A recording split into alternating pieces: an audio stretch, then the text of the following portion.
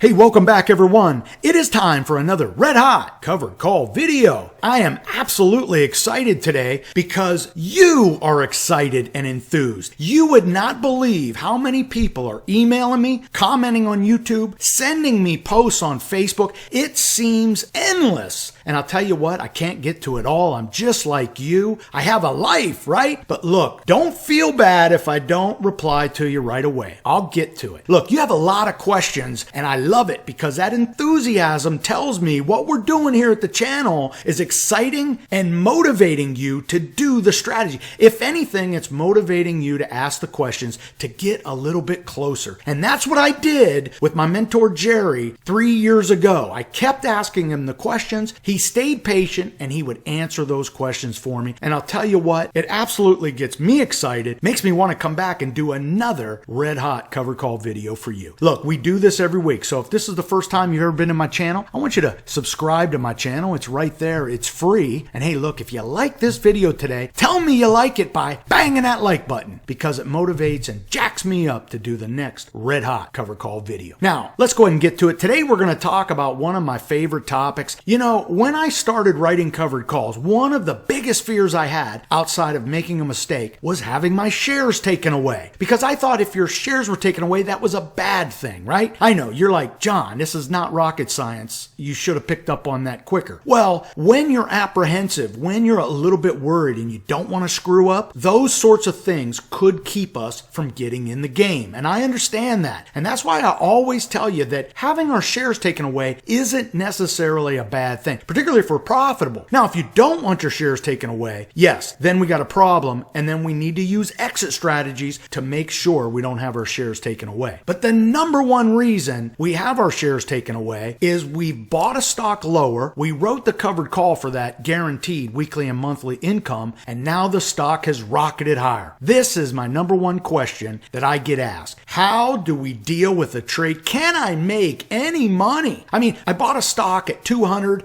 and wrote the 210 call and now it's rocketed to 230. Any way to make money? Well, look, we're going to talk about 3 things that you can do. Actually, 4 things you can do. But look, I think it's important to understand a couple things and I'm going to share it with you today. I'm going to share my experience with you and I hope you learn something. Now, look, before we get going, if you go to my YouTube page and type in rocket right here, I'm going to do that. You'll see that I've already done a video on this topic and I've done multiple videos on this topic because this happens a lot. See, we're picking these great S&P type companies. We're in a stock market that's going higher. So we have to understand and expect that we could have our shares taken away at some point because the stocks are going higher. So if this video interests you, go back to my channel and type in the search window rocket and watch that video. And real quick, before we move on, if you want to be a part of that off YouTube discussion on Facebook I was talking about, go to my ctpdashboard.com, click the Facebook button, go ahead, search CTP Dashboard and like my page. You'll be a part of the off YouTube discussion. Now let's jump right into this. So I'm going to use Adobe as an example because during the recent December 2018 crash of the stock market, I know it wasn't a crash, but it was one hell of a correction and everybody felt like it was a crash. I'm going to use Adobe because this is a perfect example where Adobe, which traded as high as 270, fell all the way down to 200. And there is a chance you may have bought shares at 200 and you wrote a covered call at 210. Well, look what happened with Adobe. Just with the rest of the market, that capitulation happens and Adobe turns and heads higher, almost in a parabolic move. Well, if you bought the shares at 200, you wrote the 210 covered call, say you pocketed $5, man, you're feeling like you made a good trade. Well, now Adobe has rocketed to 250 and you're just kicking yourself because you left all that money on the board. Well, this happens all the time. When this happens to me, I have a couple things that I can do. For the most part, we have to understand this is a mindset. We have to wrap our arms around the idea that we are giving somebody the right to take our shares away from us and they're paying us that premium. So before you even write the covered call, you have to feel good with the idea that you're giving your shares away at a higher price. With that said,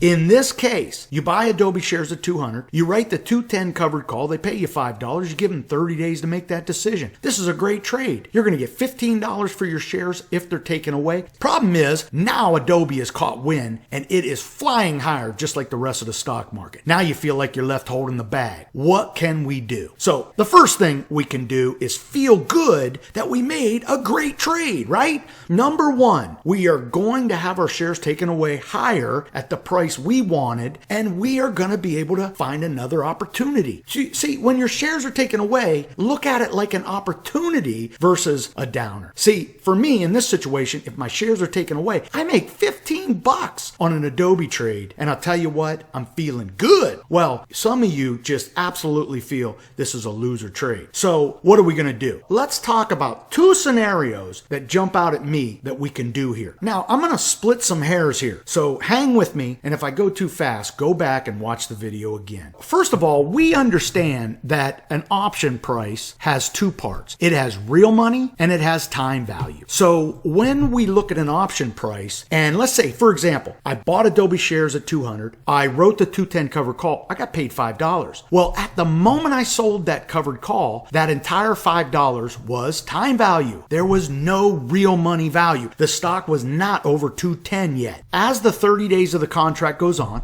Adobe moves higher, and when it moves above 210, now we have real money in the option. Adobe's trading above 210, and you look at that same option that we got paid $5, let's just say it's trading for $7. Pick some number out of the air. Well, now Adobe is trading above 210, let's say 211. That option price that we got paid $5 is now trading for $7. Of that $7, $1 is real money, and the other $6 is time value. So as the contract goes into expiration, right, we start to get into that final week of expiration, the final day of expiration, and the time value starts to come out of it. Time decay happens rapidly, the time value squeezes down. So now let's take a look at this option. The stock's still trading at 211. We're in the final days, if not the final hours of expiration. The stock's trading at 211. This same option that I got paid $5 for and was trading at $7 in my example is now trading for $1.10. The reason there's $1.10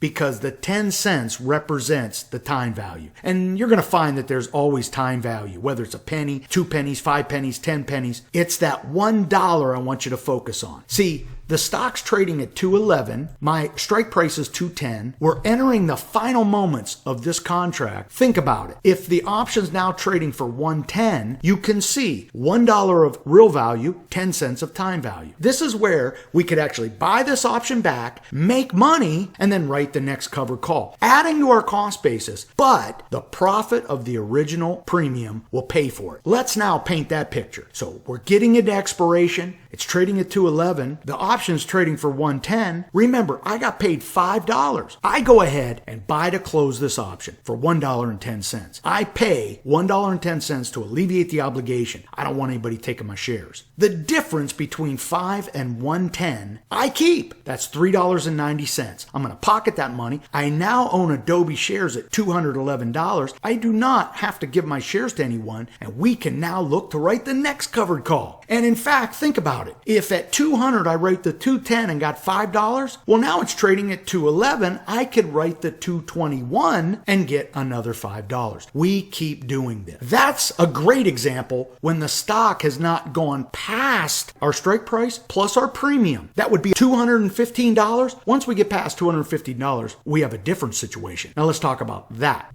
Now, in this situation, Adobe has gone from 200 to 230. And if you remember our real money, that real money discussion of how real money makes up part of an option price, well, in this case, as we get to that final day of expiration, final hours of expiration, now let's think about what that option price will be. Adobe is now trading at 230, literally an hour before expiration. Because our strike price is 210, the difference between 230 and 210 is going to be the real value in the option. So the option that we got paid $5 is probably now trading for $20, right? Because we are $20 above the strike. Now, again, it'll be $20.10. That 10 cents is going to be a little bit of time value. So here is scenario 2 that, quite frankly, it's not that favorable if you're thinking about buying it back. See, if we buy this option back, we're adding $20 to our cost basis, minus the $5, $15. But look, focus on what we're doing. We are adding to our cost base. We make no money above 210. So if we buy this option back and it's above the $5 premium we got paid, that is true, real money we're adding to our cost basis. So if we were to buy this back at $20.10, we are going to deduct the $5 we got paid with the $20 we paid to buy this option back. Well, we're left with $15. Well, that $15 gets moved directly to our cost basis. So remember, Adobe, we bought for $200. Well, because we elected to buy this option back and adding to our cost basis substantially, we now have a cost basis of $215. The stock is trading at $230. We could write another covered call and keep playing this, but the reality is we probably don't want to do that because you're adding $15 of cost basis. If Adobe turns around and heads back to 200, you're left holding the bag. I'm going to leave you with this quick story. Do you remember the Eli Lilly story where I didn't quite understand this whole real value, the real money in the option part? And I bought Eli Lilly at 85.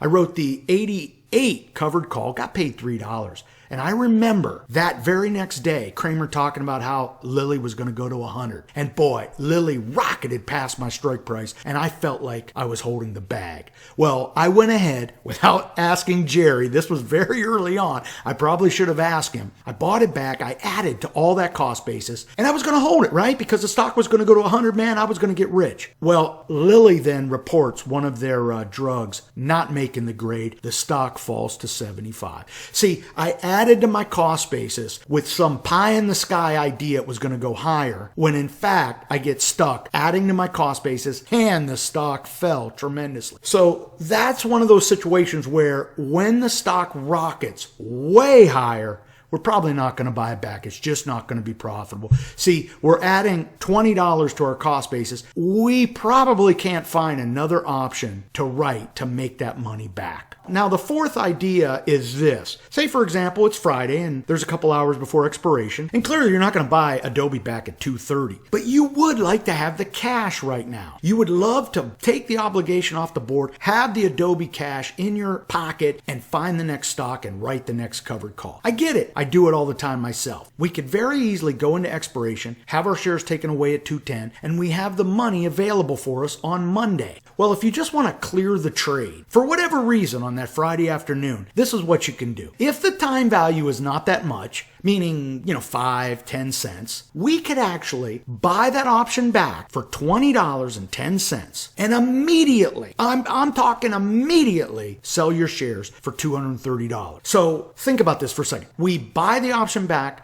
for $20.10. We know we don't make any more money above 210, but here's the deal. We have taken that obligation off the board and we own a $230 stock. Now we immediately sell it, so we realize that $230, the $20 premium, that $20 option we bought back, it gets negated by the $20 of stock appreciation from your strike price of 210 to 230. What does that achieve? Pretty much nothing outside of you have cleared the trade. It's Friday afternoon and you want that money to buy another stock and write another covered call. That is an option, and I do that a lot just to clear the board, just so I have the cash. Hey, that was a very quick video on one of the more interesting topics when we're writing covered calls and selling cash secure puts. I'm going to actually put together a little video series on this because a lot of people ask this all the time, and even I experience it. Hell, people go to my video channel and say, how are you making money when the stock rockets past your strike price? Well, you can, but again, it's situational and you have to have your exit strategies in hand, right? Financial education, we get our experience. Man, you too can do this. Hey, look, if you enjoyed this video and you haven't subscribed to the channel, you need to do that right now. And hey, look, if you like this video today,